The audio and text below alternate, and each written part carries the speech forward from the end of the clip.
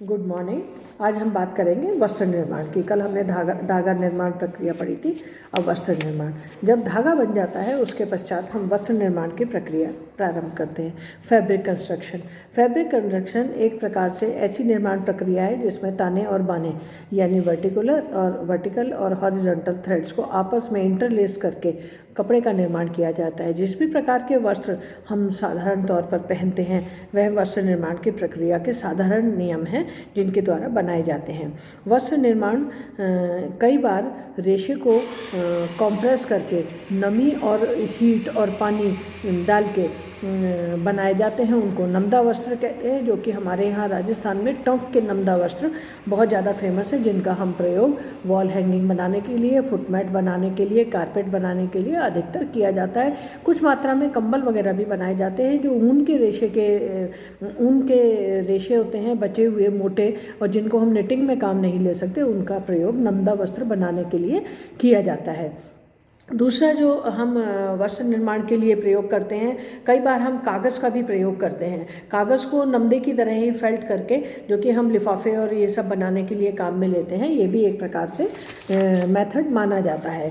तो नमदा, जिसको हम फेल्टिंग कहते हैं, यह टोंक का बड़ा प्रसिद्ध कपड़ा बनाने का तरीका है, जिसमें एक निश्चित तापमान पे गर्म किया जाता है, फिर उस पर पानी डाला जाता है, फिर उस पर ठंडा आयरन, फिर गर्म, बार बार ऐसे करके कंप्रेस करके प्रेशर के द्वारा तंतुओं को आपस में सटा दिया जाता है और फिर उनसे काट के कपड़े बनाए जाते हैं, जिनसे ऊनी जैकेट, नमदे के वॉल हैंगिंग्स, फुटमैट्स, टेबल मैट्स और इनका प्रयोग किया जाता है।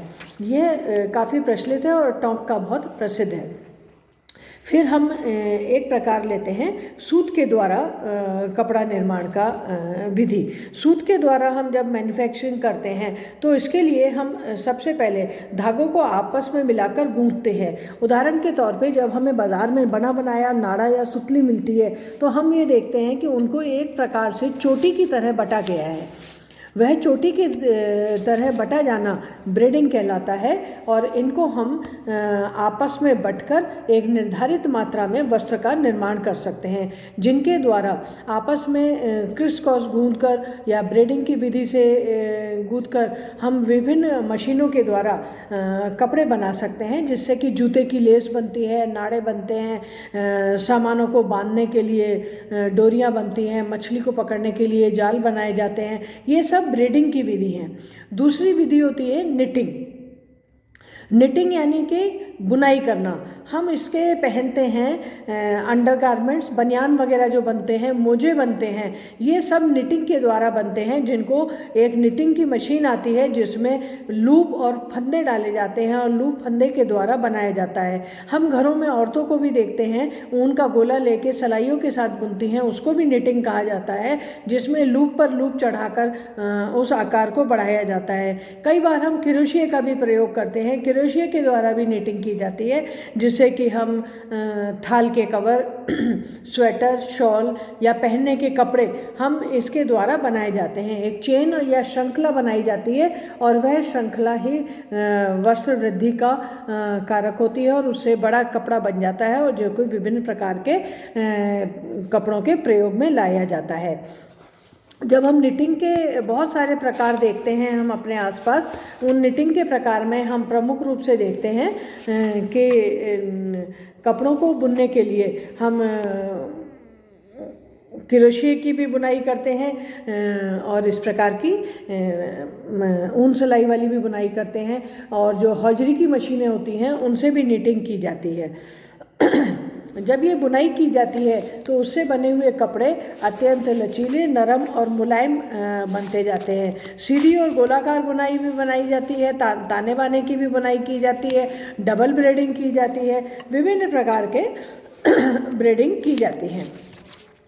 जब हम बुनाई के टाके करते हैं तो उसमें उल्टा टाका होता है, सीधा टाका होता है, टक टाका होता है, मिस टाका होता है, विभिन्न प्रकार के बुनाई के टाके किए जाते हैं। जब हम वीविंग की बात करते हैं, ये तीसरे प्रकार की बुनाई है जिसको हम वीविंग कहते हैं। वीविंग क्या होती है? जो सामान्य रूप पर हम सूती कपड़ा पहनते हैं वह वीविंग कहलाती है। पहली मैंने बताया ब्रेडिंग, जिसके अंदर नाड़े या जूते के फीते बनाए जाते हैं। दूसरी बताई निटिंग में हम ऊन सिलाई से कपड़े बुनते हैं, क्रोशिया से बुनते हैं, हौजरी की मशीन से बुनते हैं। ये थर्ड टाइप की है वीविंग वह प्रकार है जिसके द्वारा हम कपड़े के अंदर ताने और बाने के द्वारा कपड़े को लंबवत धागा होता है जिसको लेंथवाइज यार्न कहते हैं, और वेफ्ट यार्न होता है अनुप्रस्थ धागा जिसको क्रॉसवाइज यार्न कहते हैं, और इनके आपस में इंटरलेसिंग के द्वारा वस्त्र निर्माण करते हैं। सामान्य रूप से हम जो सूती कपड़ा पहनते हैं वो इसका एक उदाहरण है वीविंग का। वीविंग कैसे की जाती है, किस प्रकार के कपड़े बनाए जाते हैं, इसके लिए हमें करघे को समझना ज़रूरी है। करघा कहलाता है लूम, जो हम आमतौर पे सुनते हैं हैंडलूम के कपड़े, लेकिन हैंडलूम के कपड़े हाथ के करघे से बनाए जाते हैं और पावरलूम के कपड़े मशीन से। जो सामान्य तौर पर हम कपड़ा पहनते हैं वो पावरलूम से बनाया जाता है। उसमें एक करघे को समझने की अब हम बात करते हैं कि करघा क्या होता है। करघे में कुछ भाग होते हैं जिनको हमें समझना ज़रूरी है। इसके प्रमुख 5 भाग हैं। पहला है कपड़े का बेलन या क्लॉथ बीम, जिसके ऊपर कपड़ा लपेटा जाता है। यह एक बेलन नुमा आकार का होता है जो कि हमारे पाँव के नीचे रहता है और वस्त्र निर्माण के बाद हम उसमें कपड़ा लपेटते जाते हैं। दूसरा होता है ताने का बेलन या वार्प बीम, जिसके ऊपर ताने के धागे लपेट दिए जाते हैं और धीरे धीरे ताने के धागे आगे बढ़ते जाते हैं और वस्त्र निर्माण में काम आते जाते हैं। यह पास कर सट कर धागे लपेटे जाते हैं और जो समानांतर और ताने के धागे होते हैं, जो मजबूत धागे होते हैं, उनका प्रयोग इसमें किया जाता है।